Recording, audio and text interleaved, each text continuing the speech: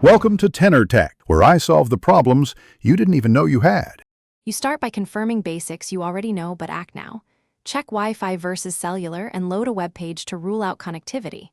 Next, sign out of the App Store account and restart the device because many token issues clear on reboot.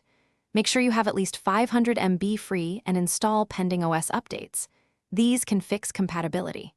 Once done, open the store and note any specific error code so the next steps target the real cause. You proceed to deeper diagnostics. Clear the App Store cache or data, or reinstall it if the platform allows, because corrupt cache often blocks transactions. Then reset network settings. Remember to write down Wi-Fi passwords, since DNS or IP conflicts commonly break store connections.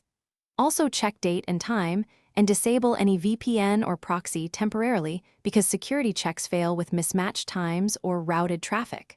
Once those steps run, try downloading a small free app to confirm resolution. You finish by isolating account issues. Create a temporary store account and attempt to download.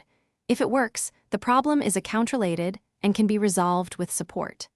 If downloads still fail, gather screenshots and any error logs and contact store support, explaining steps you already took.